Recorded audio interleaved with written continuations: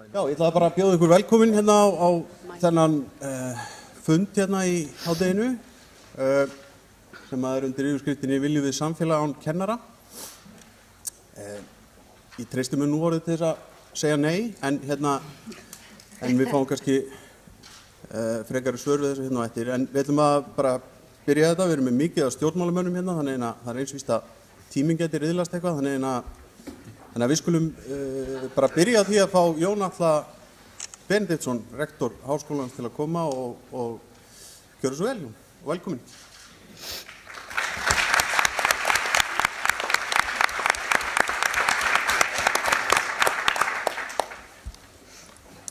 Fundarstjóri, góðir fundamenn. Það mér sönn ánægja að ávarpa þennan fund sem menntavísindasvið Háskóla Íslands boðar hér til í dag til þess að vekja athygli á alvarlegri stöðu í menntakerfinu. Og það sannarlega tilefni til. Það liggur fyrir að nemendum í kennaranámi við Háskóla Íslands hefur fækkað umtalsvert á undanförnum árum og því blasir við að menntuðum kennurum mun fækka að sama skapi í skólum landsins í framtíðinni. Þetta vekur auðvitað miklar áhyggjur, enda hefur aðsókn að kennaranámi dregist saman ríflega 60% frá árinu 2008, auk þess sem öll kennaraefni sem útskrifast skila sér ekki í skóla landsins. Í ljósi alls þessa blasir við mikill og alvarlegur skortur á kennurum á næstu áratugum og áhrifa þess mun gæta allstaðar í þjóðfélaginu, í starfsmenntun, á efri skólastigum og í atvinnulífinu. Þau Jóhanna Einarsdóttir, forseti menntavísindasviðs, og Stefán Hrafn Jónsson, prófessor í félagsfræði, munu hér á eftir gera nánari grein fyrir þessari lýðfræðilegu þróun í erindum sínum. Kennarar eru tvímælalaust einhver mikilvægasta starfsstétt landsins og því nauðsynlegt að hlúa vel að menntun þeirra. Á hinn bóginn ljóst að kennarar hafa langt skeið búið við lakari kjör og starfsaðstæður en flestar aðrar stéttir með sambærilega menntun og bæði mikilvægt og tímabært að þar verði breyting á. Kennarastarfið hefur breyst gríðarlega mikið á undanförnum áratugum. Skólakerfið þarf nú að búa nemendur undir þátttöku í atvinnulífi sem breytist sífellt örar og efla þá sem virka borgara í lýðræðis samfélagi í æ flóknari heimi. Í þessu felast stór auknar kröfur til skólastarfs á öllum stigum og til kennarana sjálfra. Á sama tíma kallar aukin þekking á bakgrunni og aðstæðum nemenda á sérhæfð viðbrögð og úrræði af hendi skólakerfisins og starfsfólks þess, meðal annars til þess að mæta mismunandi félagslegri stöðu nemenda. Því hefur sjaldan verið jafn brýnt að efla skólastarfið, standa vörð kennaramenntunina og byggja upp öflugt skólakerfi sem hvílir á hæfileikaríkum, velmenntuðum og stoltum kennurum.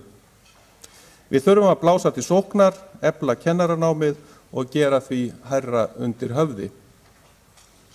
Háskólar eru undirstaða þekkingarsamfélaga 21. aldarinnar. Allan heim lögð síaukin áhersla á gæði háskólamenntunar og öflugt vísindastarf til að tryggja samkeppnishæfni þjóða, hagsæld og lífsgæði til framtíðar. Til þess að treysta þessa undirstöðu þarf að standa vörð menntun á öllum námsstigum. Aðgengi að menntun ein af grundvallarstoðum hverrar þjóðar. Við verðum að líta á menntakerfið í heild sinni og til langs tíma og þar kennaranámið í lykil hlutverki.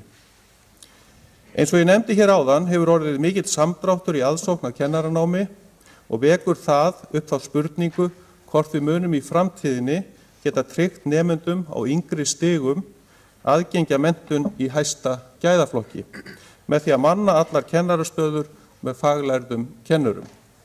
Kennarastéttin eldist hratt og nýliðun hæg. Þetta mikið áhyggjuefni.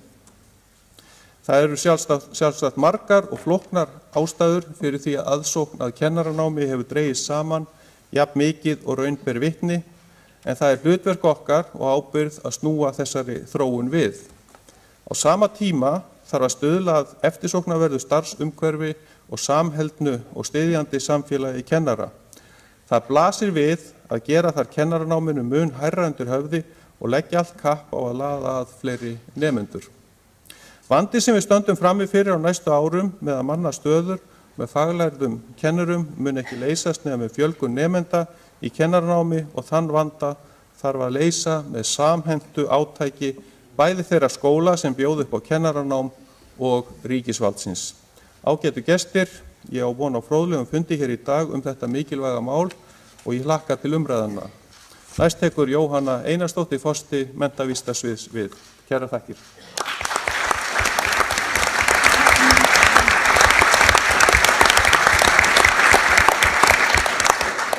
Fundarstjóri, góðir fundamenn. Það sem bestu og virtustu foreldrar vilja barni sínu til handa hlýtur samfélagið að vilja fyrir öll börn. Hvaða hugsjón önnur sem vera skal fyrir skóla okkar þröngsýn og ógeðfelld. Sé farið eftir henni gerur hún út af við lýðræði okkar. Ég leyfi mér að varpa upp þessari ríflega aldargömlu tilvitnun frá John Dewey, því hún endurspeglar kjarna málsins, sem í fyrsta lagi, allir foreldrar vilja góða skóla og góða kennara fyrir börnin sín. Og í öðru lagi, góðir skólar eru undirstaða lýðræðisins. Það samfélagsleg sátt mikilvægi góðra kennara. Þrátt fyrir það virðast stjórnmálaflokkar almennt ekki setja menntamál á oddinn ef marka má stjórnmálaumræður nú í aðdraganda alþingiskosninga. Og þrátt fyrir samfélagslega sátt mikilvægi góðra kennara sækjast æ færri eftir því að mennta sig til kennarastarfa. Ef fram fer sem horfir mun menntuðum kennurum á öllum skólastigum fækka í skólum landsins á næstu árum og áratugum. Nýnemum í grunnskólakennaranámi við Háskóla Íslands hefur fækkað frá 211, hérna sýn ykkur þessa mynd, ef við tökum frá 2008, þá hefur þeim fækkað frá 211 í 779 sem hófu nám nú í haust. Í leikskólakennaranáminu voru 88 sem innrituðust árið 2008, en nú eru 34 nemendur á fyrsta ári. Óbreyttur fjöldi útskrifta úr grunnskólakennaranámi mun valda skorti á kennurum á næstu áratugum og mun Stefán Hrafn tala betur það hér á eftir. En lauslega reiknað þyrftum við að útskrifa ríflega 200 manns árlega til að viðhalda grunnskólakennarastéttinni. Í leikskólum alvarleg staða uppi, því að einungis 30% starfsfólks leikskóla hefur leikskólakennaramenntun. Nú þegar vantar 1300 leikskólakennara og fer sú tala hækkandi ef ekki fjölgar í leikskólakennaranáminu. En þetta ekki eingöngu vandi háskólana, þetta samfélagsvandi. Ein skýring á yfirvofandi kennaraskorti í skólum landsins sú að þessar mundir eru stórir árgangar að fara á eftirlaun og endurnýjun í kennarastarfinu hefur ekki haldist í hendur við þá þróun. Hvað leikskólana varðar, þá hefur verið lögð áhersla á að fjölga leikskólum þannig að öll börn komist í leikskóla sem fyrst. Það sem ekki hefur verið gert samhliða að huga að innviðunum. Það vantar leikskólakennara til að halda uppi mennta- og uppeldisstarfi í öllum þessum leikskólum. Fækkun í kennaranámi mætti jafnframt skýra með því að fjölbreytni í námsvali ungs fólks orðin meiri. Þeir sem hafa áhuga á að starfa með börnum og ungu fólki hafa fleiri möguleika í námi en áður var. Kennaraháskólinn sameinaðist Háskóli Íslands árið 2008. Með sameiginlegum háskóla og lengra kennaranámi aukast möguleikar á að bjóða upp á öflugt kennaranám með meiri sérhæfingu og fleiri valmöguleikum. Háskóli Íslands hins vegar undir fjármögnuð stofnun. Við Íslendingar erum að greiða til háskólana aðeins helming af því sem til dæmis Svíar gera. Þessi undirfjármögnun, hún bitnar ekki síst á námi eins og kennaranámi og öðru starfsnámi. Það sem verknámsnám og verkleg kennsla þarf að vera ríkur þáttur í náminu. Fjarkennsla með ýmsu sniði hefur verið þróuð við menntavistarsvið árabil, en með takmörkuðu fjármagni að undanförnu hefur verið örðugt að sinna henni sem skyldi. En þrátt fyrir mikið aðhald og kreppu ástand í fjármálum höfum við farið í miklar endurbætur á kennaranáminu að undanförnu. Fyrir 2 árum fengum við erlenda sérfræðinga til þess að gera úttekt á náminu og hefur verið unnið að endurbótum síðan. Þær breytingar sem nú er verið að vinna að bjóða upp á enn meiri sérhæfingu og fjölbreytni og aukin tengsl við Háskóla Íslands, aðra deildir þar. Við höfum líka verið að bjóða upp á aðra möguleika á að ljúka kennaranámi heldur en 5 ára kennaranám. Þeir sem lokið hafa BS, B1 eða BA-prófi í öðrum greinum geta bætt við sér 2 ára meistaranámi og fengi kennsluréttindi. Þetta hefur mælst mjög vel fyrir og töluverður hópur hefur nýtt sér þennan möguleika á undanförnum árum. Ef við viðurkennum að kennaranám er þjóðhagslega mikilvægt nám, þá þurfum við að finna leiðir til að hvetja fólk til að fara í námið. Það þurfa að vera hvatar fyrir ungt fólk til að fara í kennaranám. Þeir getur verið í formi styrkja, skattaívilnanir á fyrstu árum í kennslu hafa verið nefndar, auk einhvers konar fríðinda varðandi námslán. Það þarf einnig að huga að leiðum til að bæta starfsaðstæður og styðja við nýútskrifaða kennara. Sá möguleiki hefur einnig verið nefndur að setja á fót launaðar námsstöður innan skólana fyrir kennaranema á meistarastigi. Þetta myndi hafa í för með sér sterkari tengsl háskólans við starfsvettvanginn. Fréttir af fækkun kennaramenntaðs fólks í skólum landsins ættu að klingja viðvöruna bjöllum, ekki síst hjá þeim sem að gefa kost á sér til að fara með stjórn landsins. Gæði skólastarfs og menntun barna er undirstaða velferðar hverrar þjóðar og er menntun kennara þar mikilvægur þáttur.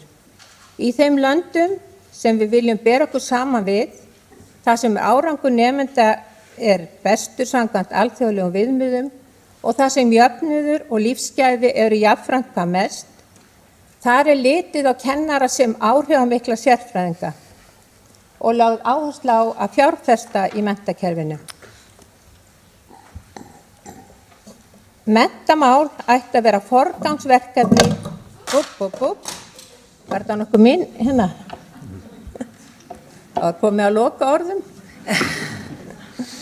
Menntamál ætti að vera forgangsverkefni allra ábyrgra stjórnmálamanna og þeirra keppikefli að búa sem best að skólum landsins. Ábyrgðin er ykkar. Takk fyrir.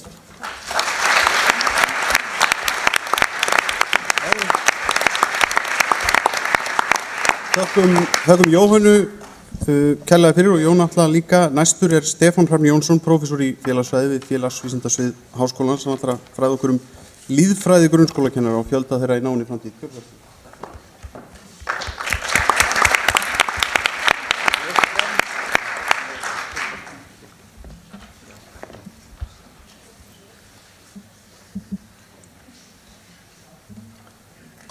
Fundarstjóri, rektor, aðrir góði gestir. Takk kærlega fyrir að bjóða mér hingað og kynna fyrir ykkur fyrstu niðurstöður úr meistarverkefni Helga Eiríks Eyjólfssonar sem situr hérna á öðrum bekk. Þetta var mjög gaman að sjá hugmynd sem að fæddist í kennslustund verða að alvöru verkefni sem að hefur hlotið mikla athygli. Þetta var mjög gaman þangað til að niðurstöðunar, ógnvænlegar niðurstöður voru ljósar. Það er rétt að taka fram strax í upphafi að verkefnið er unnið í góðu samstarfi við og með styrk frá félagi grunnskólakennara. En það er rannsóknarspurningar sem að Helgi og ég glími við í verkefninu er: hver er aldurs- og kynjasamsetning íslenskra grunnskólakennara? Öðru lagi, hversu margir verða grunnskólakennarar næstu áratugum miðað við nýliðun síðustu ára, ef að nýliðun verður óbreytt á næstu áratugum? Og í þriðja lagi, hversu margir kennarar fara í kennslu að námi loknu? og lokum hversu vel tolla grunnskólakennarar í starfi, sem kennarar. Ég ætla að fara mjög hratt yfir gögn og aðferð sem við notum. Við notum manntalið frá 2011 frá Hagstofu Íslands og notum tölfræði skólamál frá Hagstofunni og aldursbundnar dánalíkur í mannfjöldaspánni. Og fyrir nýliðun í spánni hjá okkur þá notum við fjölda útskrifaðra kennara síðustu ár frá Háskólanum á Akureyri, Listaháskólanum og Háskóla Íslands. Og við notum að stofnum til tvær megin aðferðir. Það mannfjöldaspá sem að lýðfræðingar hafa þróað, sem hafa oftast verið notaði fyrir mannfjölda tiltekinna landa, en við notum þessa hugmynd á grunnskólakennara sem afmarkaða mannfjölda á Íslandi.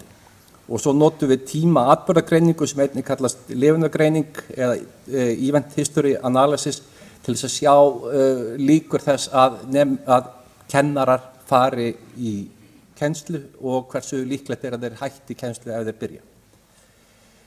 Fyrsta myndin, niðurstöðunar, sýna okkur tvo samfellda mannfjöldapíramída.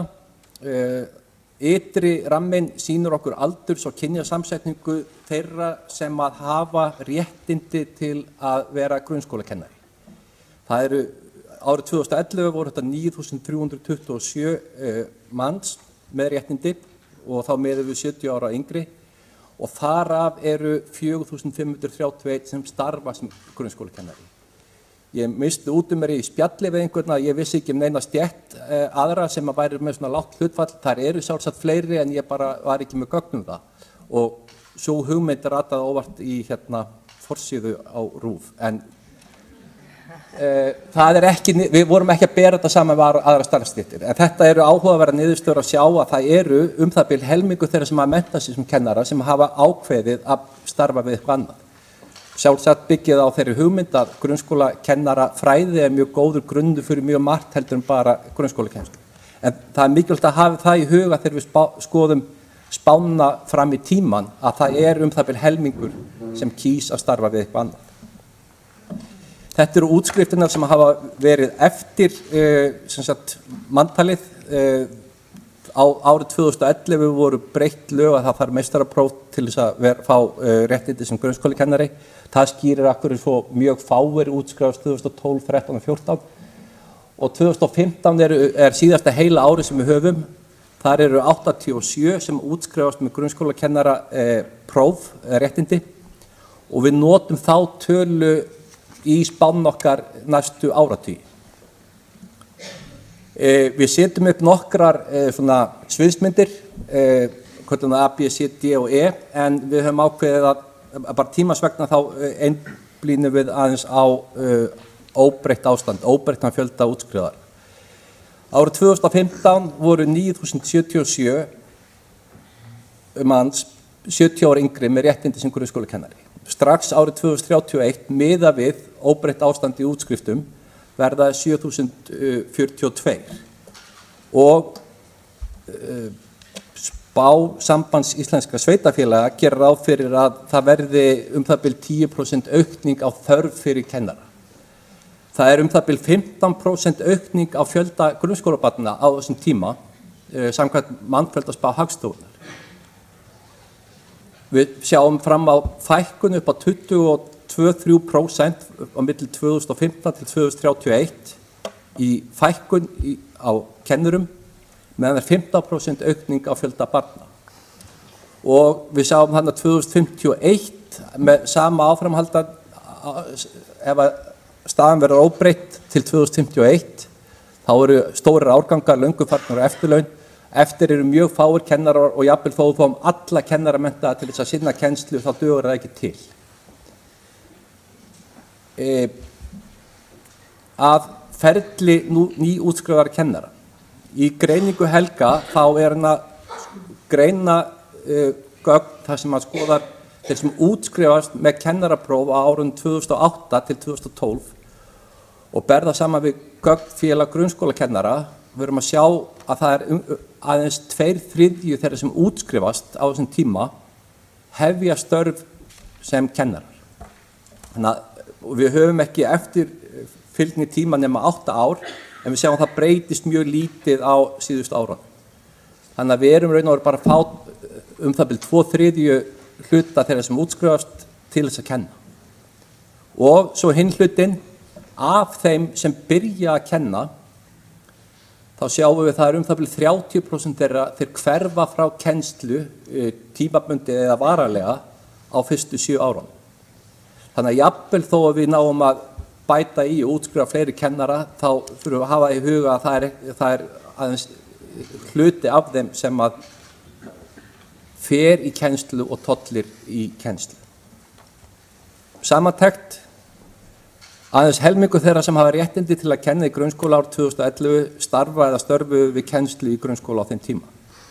Óbreyttur fjöldi útskrifta úr kennaranámi mun valda skorti á kennurum næstu áratugum. Að þessum forsendum gefnum að það verður óbreyttur fjöldi. Jafnvel þó að við aukum útskriftir lítilega, þá náum við ekki að viðhalda kennarastéttinni eins og hún í dag. Frá 2015 til 31 verður samkvæmt spánni 22% fækkun grunnskólakennara en á sama tíma mun samkvæmt spá Hagstofu Íslands nemendum fjölga tæp 15%. Niðurstöður benda einnig til að þriðjungur nýútskrifaðra grunnskólakennara hefja ekki kennslu 7 árum eftir útskrift og að tæpur þriðjungur kennara hverfa frá kennslu á fyrstu 7 árum eftir að þeir byrji, að því gefnu að þeir byrji.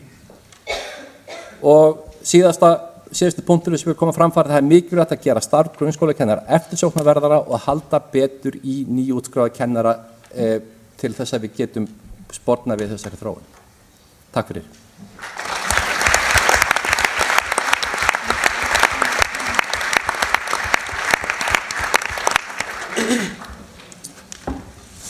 Já, þá höfum við sem sé þakka Stefáni og Helga fyrir þetta. Þá er komið að fulltrúum stjórnmálaflokkana, kannski byrja á að kynna þau hérna. Það er hér næst mér og áfram eftir borðinu. Það er Þorvaldur Þorvaldsson frá Alþýðufylkingu, Nikolai Mósti frá Bjartri framtíð, Ása Lind Finnbogadóttir, Dögun, Líneik Anna Sævarsdóttir, Framsóknarflokki, Björn Leví Gunnarsson, Pírötum, Ólafur Þór Ólafsson, Samfylkingu, Valgerður Gunnarsdóttir frá Sjálfstæðisflokki, Páll Rafnar Þorsteinsson frá Viðreisn og Katrín Jakobsdóttir frá Vinstri grænum. Og næsti liður heitir hraðaspurningar og það er ekki bjalla en ég get slökkt á okkur, það er triksið. Þannig ég ætla bara að byrja á Þorvaldi, fá hann til að svara fyrstu spurningunum og kannski tósar þennan mikrofónu aðeins nær þér, að þá eru spurningarnar raun og veru: hvað mun ykkar flokkur gera í ríkisstjórn eða á Alþingi næsta kjörtímabil til að bregðast við yfirvofandi skorti á grunnskólakennurum, eins og við sjáum svo augljóslega hér á töflu áðan að er yfirvofandi, og hvað mun ykkar flokkur gera í ríkisstjórn til að bregðast við þeim skorti sem nú þegar á leikskólakennurum. Gjörðu svo vel, Þorvaldur. Já, þetta er náttúrulega mörgulítið hliðstæðu vandi á báðum stöðum og við myndum reyna að gera kennarastarfið meira aðlaðandi með betri kjörum, betri vinnuaðstæðum, fyrst og fremst. Hvernig ætlar að fjármagna það, Þorvaldur? Þú segir mér það kannski fyrst. Já, við ætlum að taka peningana frá auðvaldinu. Við ætlum að félagsvæða fjármálakerfið og spara þannig samfélaginu mikið fé sem að fer til fárra fjármálafusta. Þetta er raun og veru, en ég held að þetta sé langvarandi vandi og verði ekki leystur á einum degi. Ég held að fyrir aldarfjórðungi var ég í Tækniskóla Íslands í frumgreinadeild og þar var einmitt, við vorum með hvattir til að fara kannski að skoða að fara í kennaranám í framhaldinu vegna þess að það væri veruleg eftirsókn eftir því, og ég held að þetta tengist frjálshyggjunni, þar sem peningarnir hafa farið meira í þar sem að eigendur þeirra hafa fengið hraðari ávöxtun og meira fjármagn hafi farið til, sem sagt, einkakapital eða vaxið á kostnað hins félagslega og einmitt með því að vinda ofan að þessari orsök ætlum við að vinna að lausn vandans. Í hvað takti okkur teksta, það verður auðvitað margt sem hefur áhrif á það. Takk fyrir þetta, Þorvaldur. Nicole Mósti, gjör svo vel. Lee, ok. Fyrst og fremst ætla að setja kennara í ráðherrastól. Þið með klappa fyrir það. Nei. Ætla að bjóða henni fram. Eins og þú tekur eftir, við þurfum að gera kennara stett meira aðlandi og við verðum að byrja inn á við og við verðum að hafa kennara með okkur í þessu. Það verður að vera samráð út á flettunni. Hvað það? Af hverju erum við ekki að halda okkur í? Við getum ekki bara sagt, já, við erum að hækka laun. Því að sjáðu hvað gerist við sveitarfélaginu núna þegar þau reyndi að hækka laun. Þá fór eitthvað úrskeiðum inn á við. Við þurfum að bæta símentin, við þurfum að hafa öflugara kennara sem eru örugg í þeirra starf, sem eru ánægð, eru telja að þau hafa áhrif á nemendur, á samfélag. Ég ætla ekki að segja hvaðan peningur kemur. Ég veit að við finnum það. Það þar. Fyrirgeðu. Hækka veiðigjöld. Við getum ekki fara út í meira top-down ákveðun eins og hvítbók.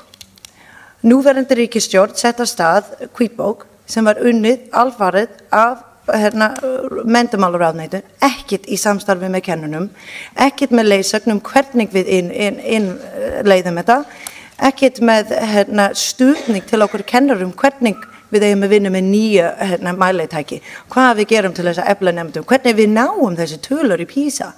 Við verðum að fara eftir í grunni. Hvað að vera kennari? Af hverju ég kennari? Það vegna þess að það samfélagsbætandi og ég haf alla tæki og tól til að gera það.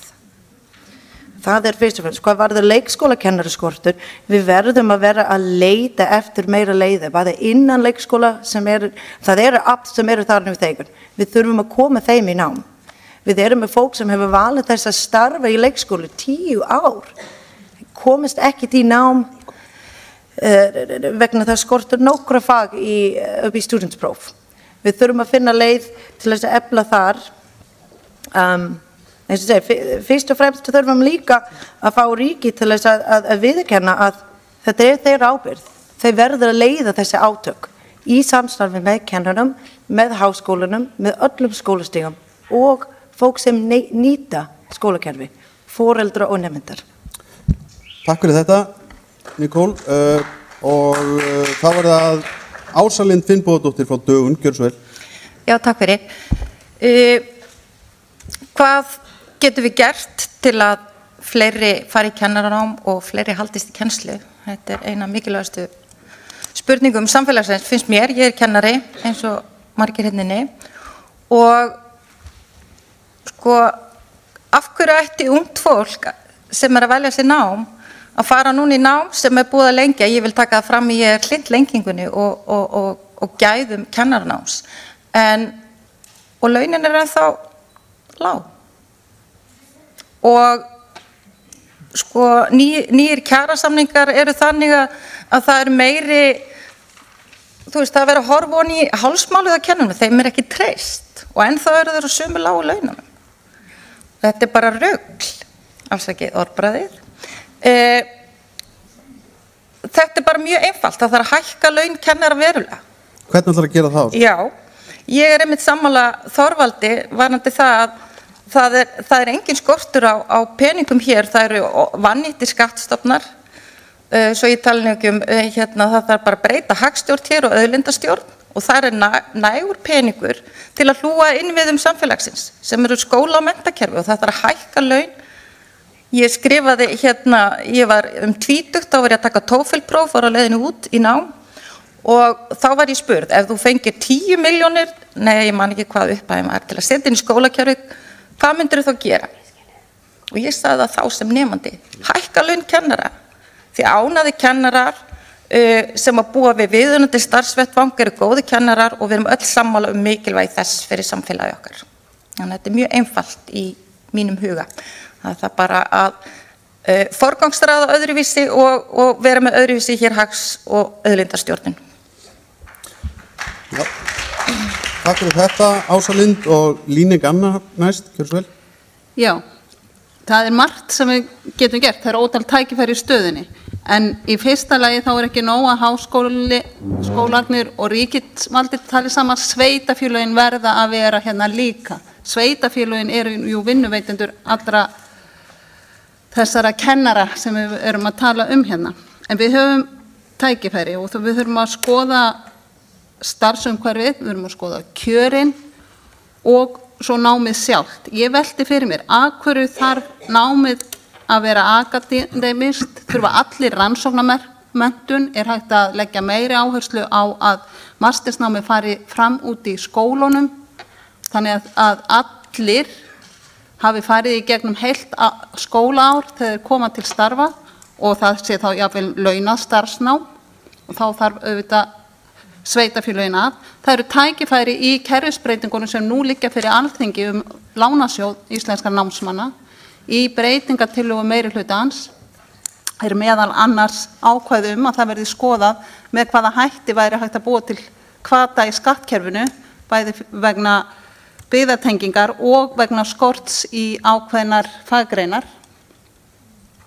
Líneik, allt þetta sem þú tala kostar einhverja peninga, þá bara sama spurningu við spurðum þau, hvernig ætlar að borga það? Það þarf auðvitað að gerast með tilfærslu fjármuna og auðvitað snýr þetta kjörin snúa að sveitarfélögunum.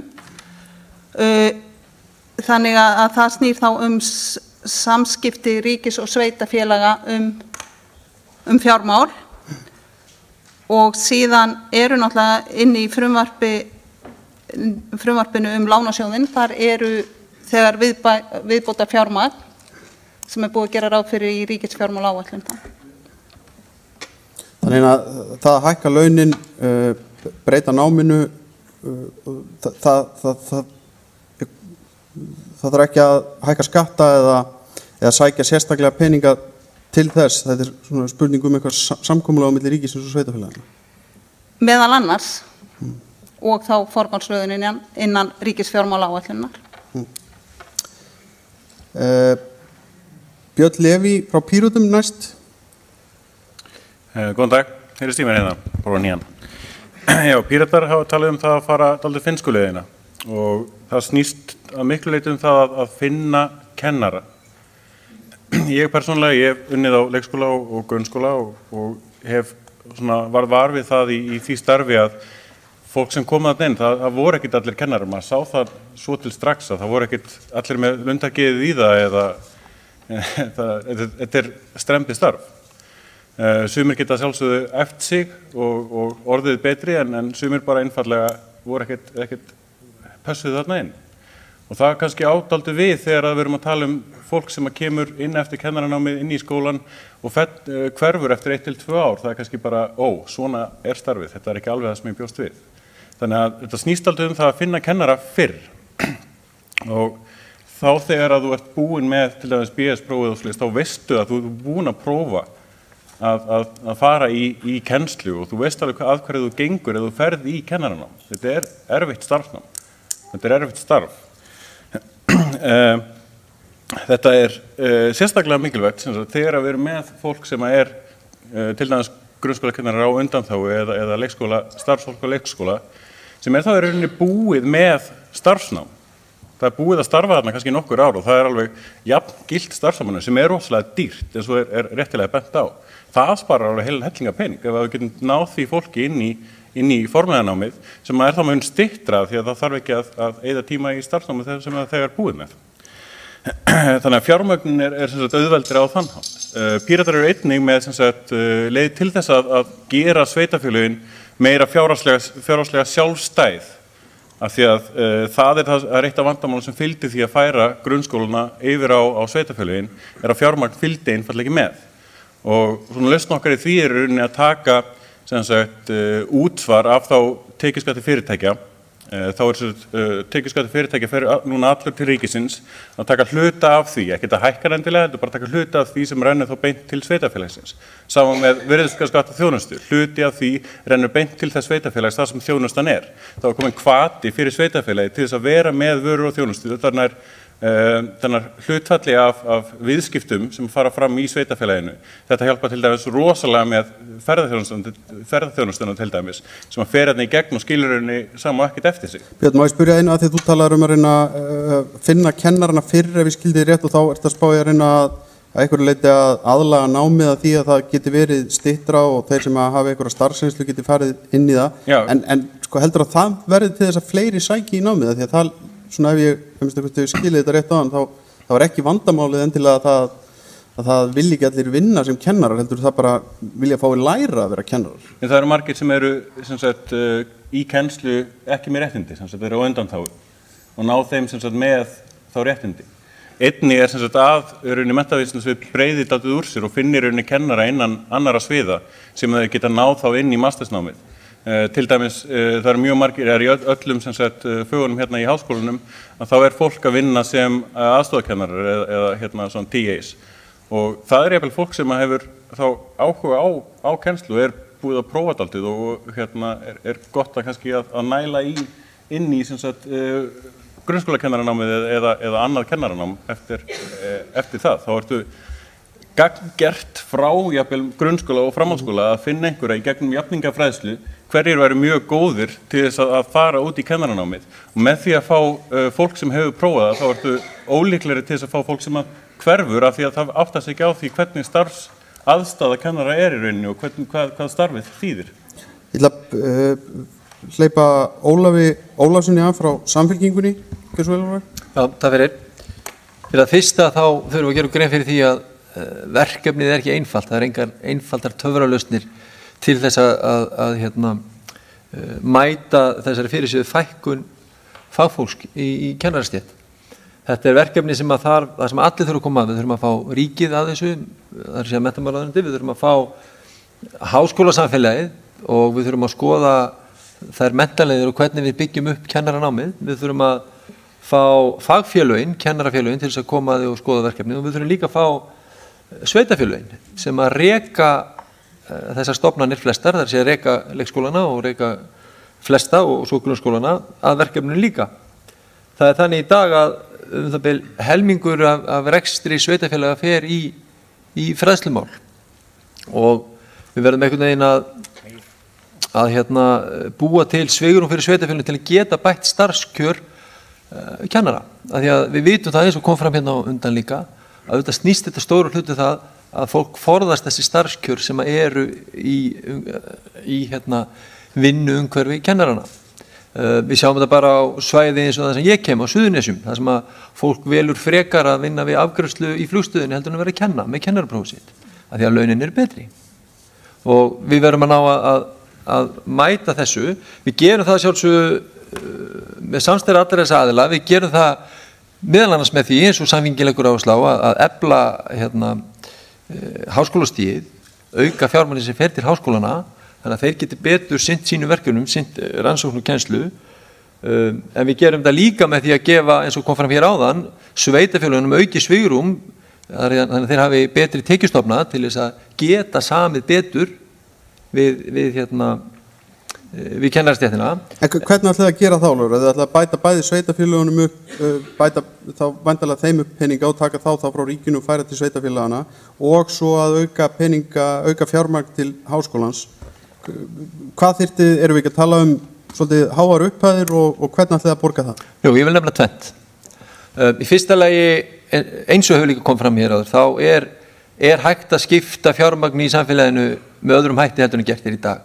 Og það fjármagn sem hægt að sækja til þess að setja í málaflokka eins og til dæmis menntakerfi, eins og við í Samfylkingunni nefnt með til dæmis með uppboði á aflaheimildum. En það líka önnur mjög praktísk leið sem svo, og það svona verkefni til framtíðar, það að minnka áhersluna sem á steypu og auka áhersluna sem á mannauð í skólastofnunum á landinu. Af því við erum þannig, við þekkjum þetta sem erum í rekstri í sveitafélögum, við sjáum hvað gífurlega þungur og mikill hluti af okkar fjármunum í rekstrinu sem fer í það að borga fyrir húsnæði. Hvernig ætlaði að breyta því? Ætlaði að fara að kenna í tjöldum þá eða hvað? Við þurfum að byggja öðruvísi og gera aðra kröfur. Okay. Það engin önnur leið til þess. Já, takk fyrir þetta, Ólafur. Valgerður Gunnarsdóttir, Sjálfstæðisflokki. Gjörðu svo vel, Valgerður. Já, takk. Valgerður skólastjóri, fyrirgefðu Valgerður. Hvað segirðu? Ert þú ekki skólastjóri? Jú, ég var skólameistari framhaldsskólanum á Laugum í 14 ár, þannig að ég þekki þennan atburð býsna vel. Og ég vil nú bara taka upp þráðinn hérna frá Ólafi með húsnæði. Húsnæði gríðarlega hár kostnaður í rekstri skóla og það alveg hægt að vinna með það að breyta húsnæði á þann hátt að það sé þetta samnýtað betur, bara svo við höldum því til haga, vera með opnara rými sem hægt að nota á fjölbreyttara hátt. En varðandi kennaramenntun og kjör kennara, ég held að það sé tvennt sem að skipti miklu máli, þetta bara, þetta áratuga gamalt vandamál, kjör kennara eru ekki boðleg. Miðað við þá þann vinnutíma, vinnuframlag, álag í starfi sem að hver og einstakur kennari finnur á sínu eigin skinni og krafti hans til þess að sinna sínum skjólstæðingum, nemendum hvort sem það á leikskólastigi eða grunnskólastigi eða framhaldsskólastigi, að þetta fólk að gefa líka gríðarlega mikið á hverjum einasta degi andlega og það ekkert metið til launa. Ég veit vel að Helgi kemur með spurninguna hvernig á að ná meira fjármagni inn í kerfið. Ég segi það að við höfum verið að horfa til þessara grunnþjónustu, bæði heilbrigðisþjónustu og menntakerfisins, og ég sem fyrrverandi skólameistari hef tekið þátt í því að berjast fyrir því að fá meira fjármagn inn í skólakerfið, vegna þess að það bara alveg nauðsynlegt. Við erum öll sammála það að heilbrigðiskerfið mjög mikilvægt og við þurfum að setja fjármagn þarna, en menntakerfið líka gríðarlega mikilvægt.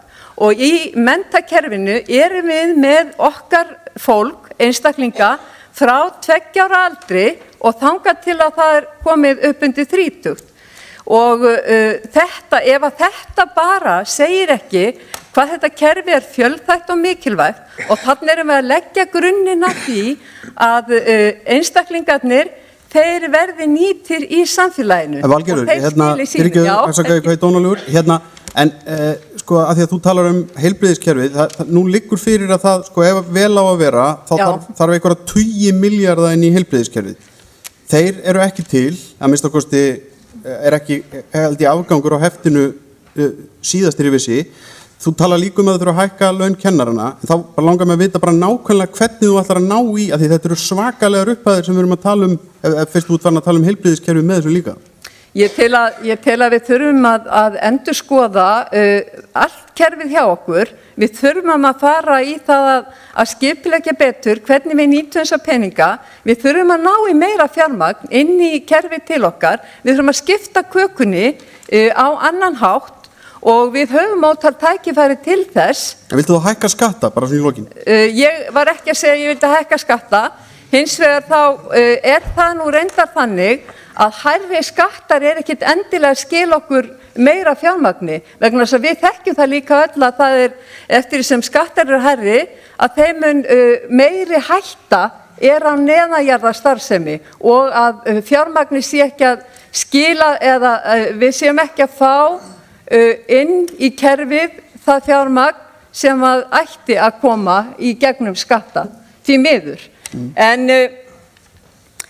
kakan af einhverju tiltekinni stærð, við getum skipt henni á einhverju tiltekinn hátt, við þurfum að stækka þessa köku, við þurfum að ná meira fjármagni inn í þessa köku til þess að geta skipt. En ég vil bara segja það að kennarastéttin á svo sannarlega skilið að vera betur launuð og að betur sé hugað að hennar aðbúnað, og þá á ég við öll skólastig. Kennarar eru að gegna gríðarlega mikilvægu hlutverki og þeir eru forvarnarstarfið okkar. Já, Valgerður, fyrirgefðu ég að því að tíminn bara stuttur og aðeins farin að endurtaka. Ég held að gera sér allir grein fyrir hvað þér og fleirum finnst þetta og það alveg hárrétt. Fyrirgefðu, en ég ætla að hleypa Páli Rafnari Þorsteinsinni að. Gjörðu svo vel, Páll. Takk. Fyrst, mér fannst svolítið skemmtilegt að hvernig Þorvaldur hjólaði í auðvaldi. Það kom ekki sérstaklega óvart, en mér datt í hug í dag eru verðbréfaviðskipti framkvæmd á tölvuri leyti í gegnum ofurtölvur eða róbota. Ég sé ekki fyrir mér að starf kennarans verið að minnsta kosti í náinni framtíð þannig vélvætt. Starf kennarans er einfallega allt of mikilvægt og felur í sér svo djúpa tengingu á milli kennara og nemenda. Þess vegna er ákaflega mikilvægt, alveg sérstaklega, að það veljist gott starfsfólk til þess að starfa í skólanum. Og sjálfsögðu þurfum við að hugsa þetta í löngum tímaramma, altså með langtíma almenni stefnumótun, en þurfum líka að horfa í þessa brýnu eða aðkallandi spurningar sem var varpað fram til okkar í dag. Sum sé hvernig við að laða til okkar eða inn í skólakerfið gott starfsfólk og hvernig við að halda í það. Augljóslega skipta þar starfskjör og starfsumhverfi miklu máli. Ég ætla ekki sérstaklega að fara að gera kjarasamninga hér í dag fram í tíman, en til þess að laða ungt fólk, nemendur inn í stéttina, má gera ýmislegt. Við í Viðreisn höfum lagt áherslu á það að námslánakerfið verði árangurshvetjandi. Við viljum umbuna fyrir góðan árangur, fyrir það að vinna á góðum tíma í gegnum nám, og við getum vel séð fyrir okkur að það megi nota námslánakerfið með svipuðum hætti sem jákvæða hvata fyrir ungt fólk til þess að velja sér nám á ákveðnum sviðum, og þá sviðum sem við teljum vera sérstaklega mikilvæg eða eins og þessi rannsókn sem að vera að kynna fyrir okkur í dag bendi til með kennaranámið, að það sé hreinlega hætta á því að fólk komi ekki inn í stéttina. Þetta má gera með því að vera með variasjónir á hlutfalli, styrkja og lána. Þetta má gera með því að bæta kjör lánana til ákveðina hópa. Það má alveg hugsa sér að til að mynda afborganir af lánum verði í einhver samspili við þáttöku viðkomandi á viðkomandi sviði, þannig að það sé raunverulegu hvati fyrir fólk til þess að halda áfram að námi loknu inn í kennarastarfinu.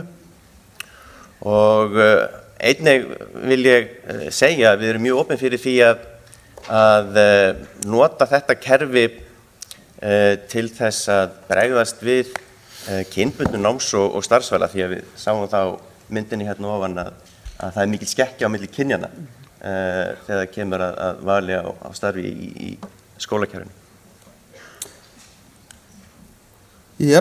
Páll, bara sko að því að þú sagðist ekki vilja gera kjarasamninga, en ertu hins vegar á því að því náðu ekki alveg að launin séu eitt af vandamálunum í þessu eða? Ég held að kaup og kjör og starfsaðstæð séu alveg áreiðanlega stór þröskuldur að fara yfir fyrir fólk sem að hugsa að mennta sig og fara inn í stéttina. Hins vegar held ég líka ég held að kennarastarfið, ég starfa sjálfur í kennslu, kennarastarfið er ákveðlega gefandi. Ég held að kaup og kjör hafa mörguleiti batna með það sem áður var, þannig að vissuleiti held ég að við séum að tala ímyndavanda, án þess að ég ætla að gera of mikið úr honum. Já, þú talar ímyndarvanda en ekki ímyndaðan vanda. Alls ekki ímyndaðan vanda heldur, og þá ég víst til þess að við finnum svo óbúslega mikið fyrir því þegar kennarar er í kjaradeilum.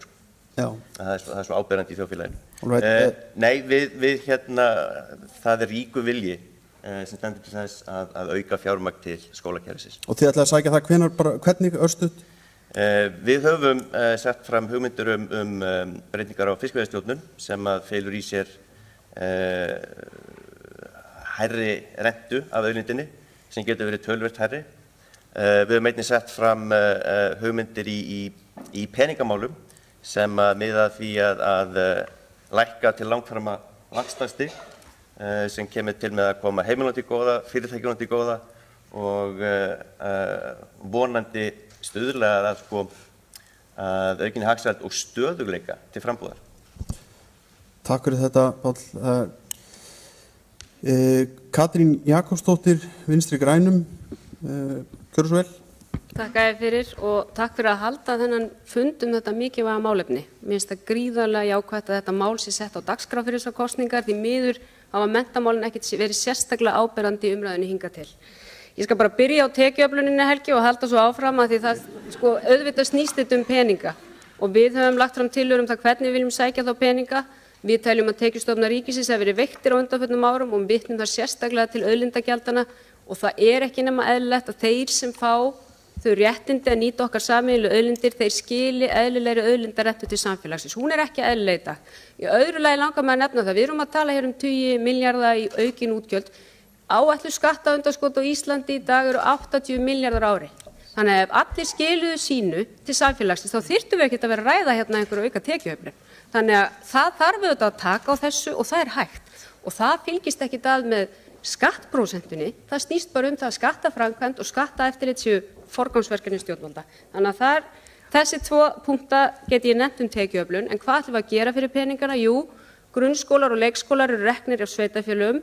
Það liggur fyrir að staða sveitarfélaga mun verri en ríkisins. Það sjáum við og það kallar á það að ríki og sveitarfélög ræði saman tekjustofna sveitarfélaga. Hvað hægt að gera af hálfu sveitarfélaganna? Það hægt að bæta kjörin.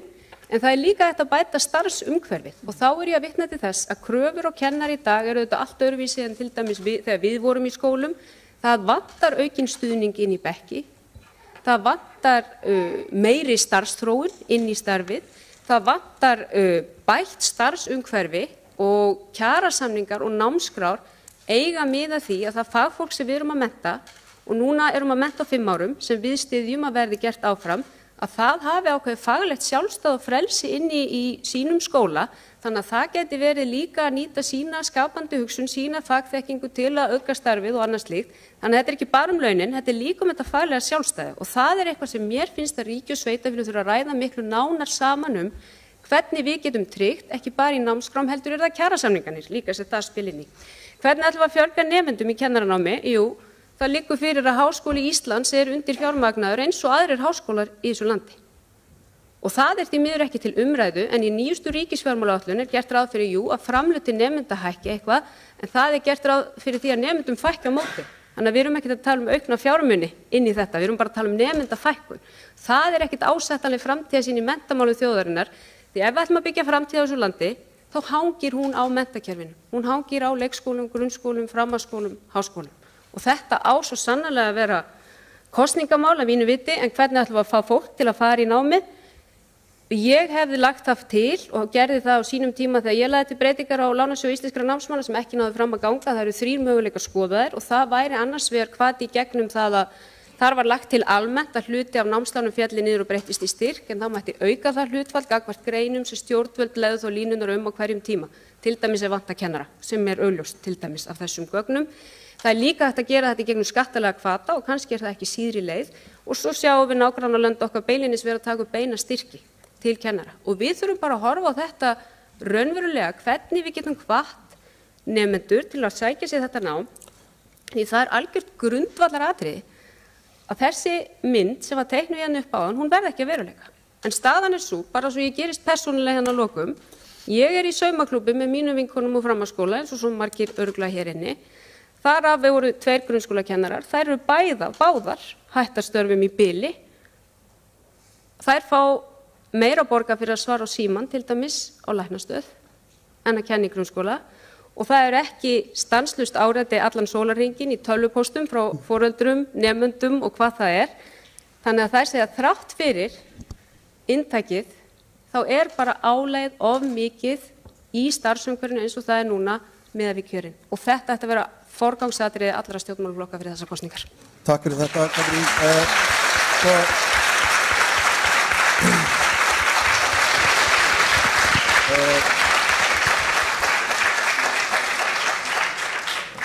Við erum aðeins undir á tíma og ég minni ykkur á millumerkið kennaraskortur sem var búið til sérstaklega fyrir þetta.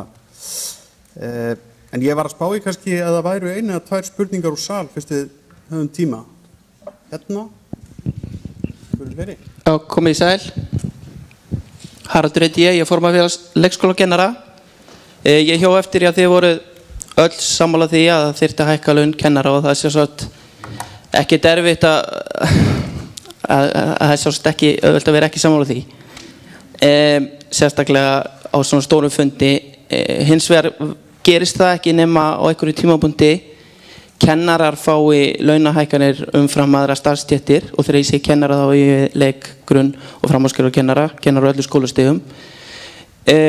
Það var sem sagt gerð tilraun til þess 2014 þegar almenni markaðurinn samdum 2,8%, kennarar samdum töluvert meira.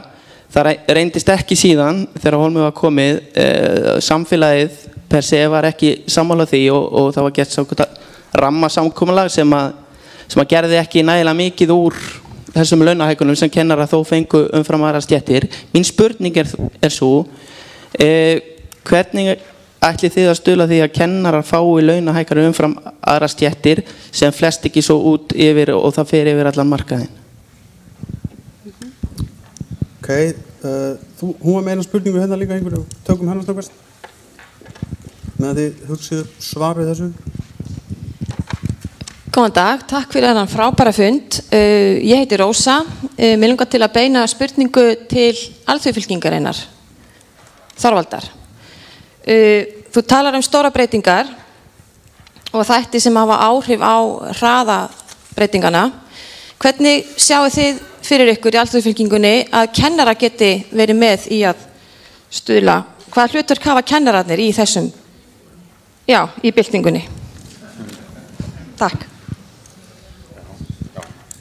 Herru, við skulum kannski byrja þá á þessari almennu spurningu launin og það þá hvort að eftir því sem heyrir, hvort að menn séu tilbúnir til þess að fara í sérstakar hækkanir til þeirra og hvernig og hvort menn séu þó ekki hræddir við það að það fari í þetta, hvað er þetta kallað, höfrungahlaup sem náttúrulega, Bara, ef við byrjum bara á endanum, bara Katrín, bara stutt og þið öll. Nei, ég þekki alveg þessar tilraunir sem hafa verið gerðar. Þegar reynt hefur verið að leiðrétta kjör tiltekinna stétta, þá hefur farið oft af stað keðjuverkun. Það er náttúrulega það sem hefur mikið verið rætt hvernig við getum breytt. Það er að segja hvernig við getum einhvern veginn látið vinnumarkaðinn haldast í hendur og ég menna núverandi stjórnvöld hafa verið að vinna þessu SALEX-samkomulagi sem miðast við það að almenni markaðurinn ákveði launapróstuna, opinberi markaðurinn fylgju eftir, eða sem sagt kjara bætunar. En hvernig getum við implementera það þegar opinberi markaðurinn í raun og veru langt á eftir eins og til dæmis í tilfelli kennara? Og þess vegna segi ég, það ekki með patentlausn á þessu, kannski þarf bara þjóðarsátt eins og við töluðum nú einhvern tímann 1989 það hvernig við getum leiðrétt kjörin þannig að við lendum ekki í þessum vítahring. Það ekki eitthvað sem við getum lofað hér og nú að mínu viti, en auðvitað það sem við þurfum að beita okkur fyrir, því það ekki eðlilegt að það þurfi stöðugt að horfa upp á það ákveðna stéttir drægist aftur úr, svo þurfa að koma inn leiðréttingar og síðan byrjar sami farvegurinn. En ég meina það var margir góðir stjórnmálamenn komið að þessum málum á undanförnum árum og áratugum án þess að hafa náð þessum árangri, en þetta auðvitað það sem við viljum sjá, það að það skapist einhver sátt það hvaða stéttir þurfa að leiðrétta án þess að það valdi. Og það þarf einhverja þjóðarsátt það og ég meina því miður höfum við ekki náð því til dæmis hvað varðar kjör kennara sem hluta af vandanum núna. Takk fyrir þetta Katrín. Páll Hrafnar Þorsteinsson. Ég ætla eiginlega bara að taka undir með Katrínu. Ég treysti mér ekki til þess að svara þessari spurningu sem var sett fram á neinn afgerandi hátt. Og það var nú það sem ég var að vísa til þegar ég sagðist ekki treysta mig til þess að gangi inn í kjaraviðræður hér og nú. Enda held ég að það væri ekki sérlega ábyrgt.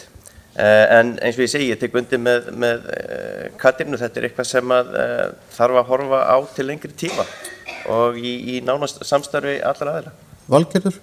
Já, það gerðist að það varð sátt í samfélaginu það að það þyrfti að hækka laun lækna og það var gert og því miður þá fylgdi náttúrulega kjölfarið ákveðið höfrungahlaup sem við sjáum alltaf gerast. En ég tel að það sé mjög nauðsynlegt að það eigi sér sátt mikilvægi þessa starfs eins og ég kom margoft inn á hérna áðan og mikilvægi þess að kennarastéttin heilt yfir sé launuð í samræmi við það framlag sem að hún að veita inn í samfélagið.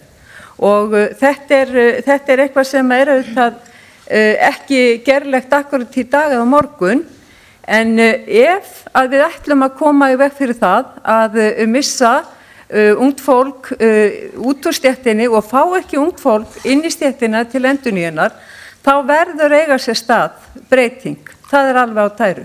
Og ég tel að þetta sé forgangsverkefni að fara yfir vinnuaðstæður og launakjör kennara og við skulum líka muna það að kennarastéttin er svo stétt sem að tekur vinnuna með sér heim á hverjum einasta degi inn í allar helgar. Og það er ekki boðlegt að það sé þannig ár eftir ár eftir ár.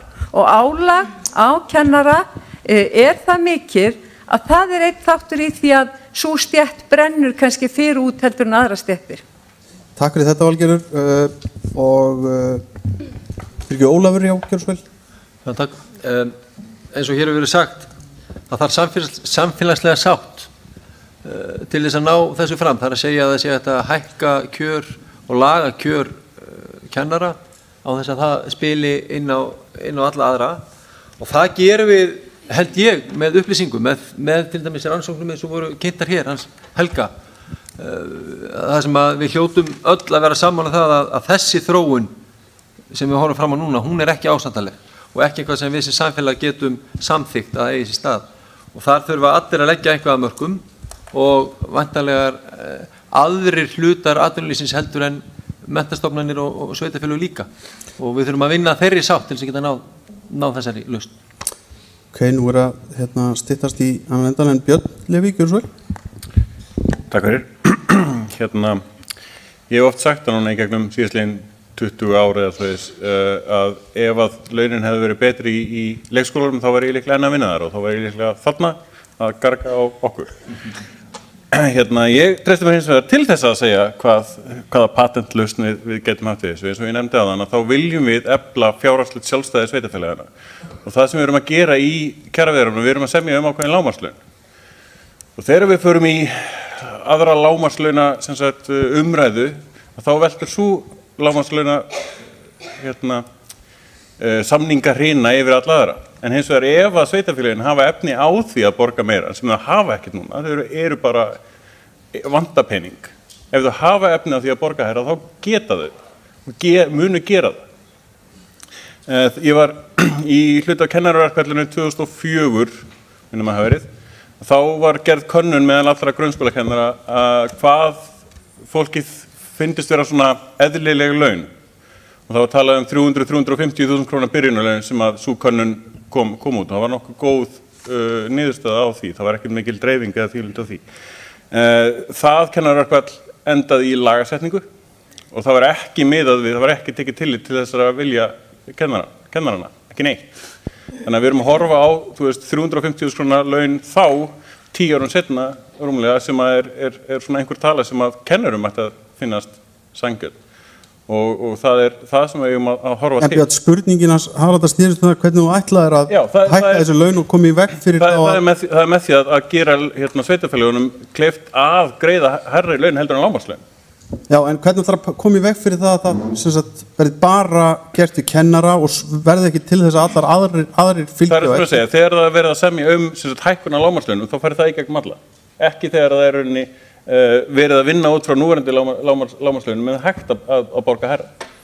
Líneik?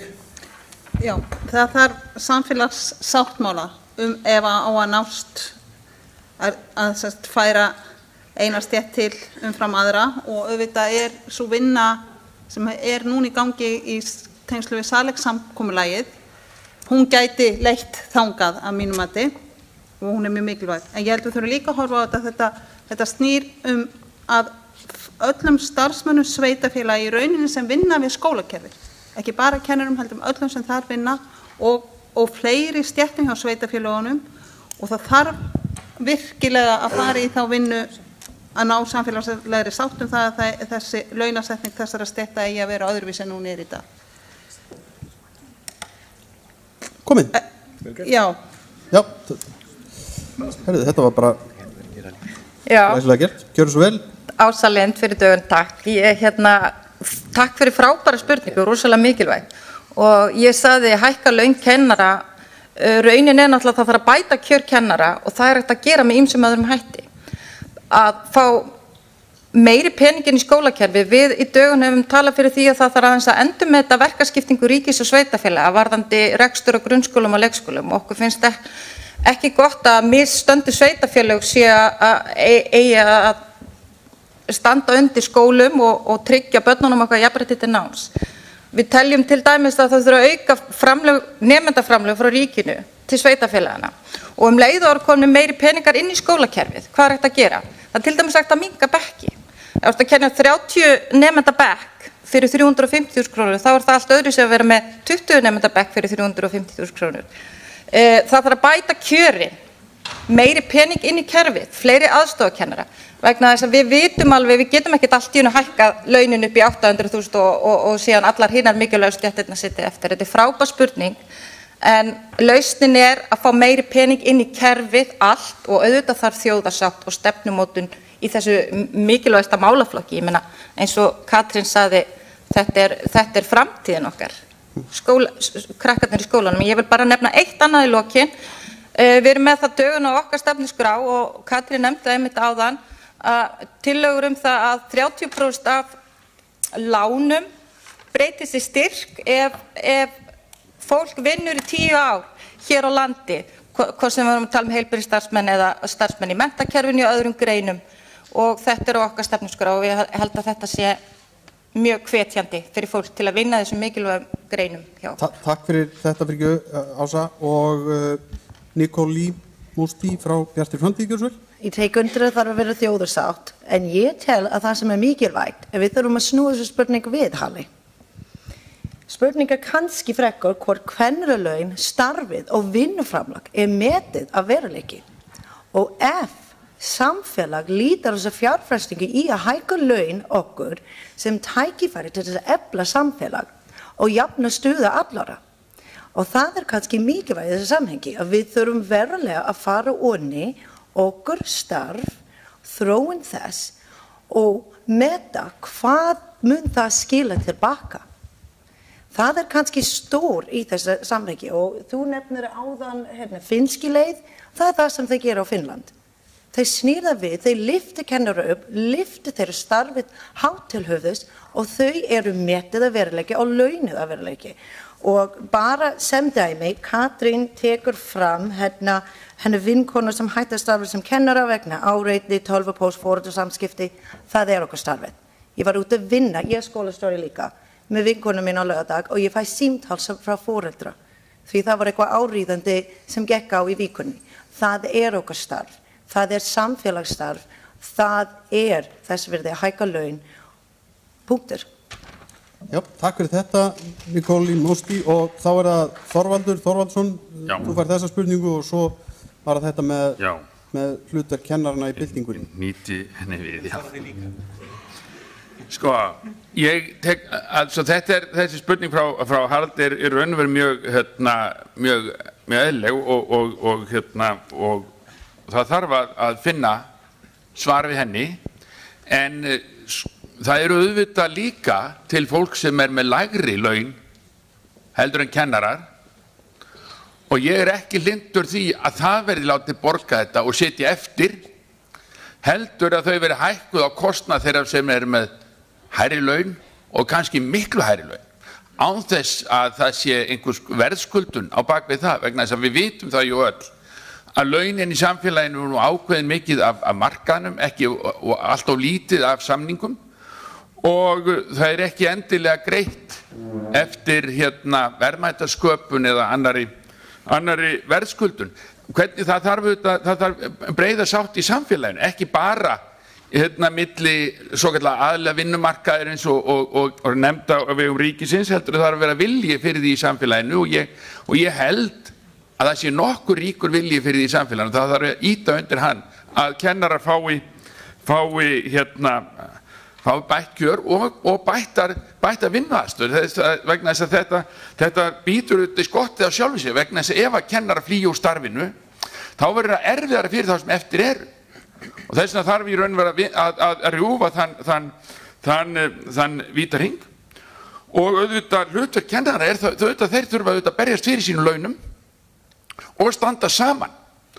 Ég nefnilega var við það fyrir 2 árum að framhaldsskóla kennarar sem fengu voru þokkalega ánægðir með sína útkomu úr verkfalli, þeir svona önduðu dýpra og voru svona aðeins reistari og svona ánægðari með sig og ánægðari með starfið, minnst þú veist fyrst og eftir heldur en gekk og gerðist, en það var hins vegar leit út fyrir á tímabili að menn ætluðu að skilja eftir tónlistakennara á fáránlega lágum launum. Þeir eru líka kennarar og það var virtist vera að ríkisvaldið ætlaði að frista þá úti eða ríkisvaldið og sveitafélögin og þar ég tel einmitt að kennara þeir þurfa að standa saman og þeir þurfa að taka þátt í að breyta þessum hlutaskiptum í samfélaginu og róttakan hátt þannig að sjálftökuliðið sitji eftir, ekki lánaðarfólkið heldur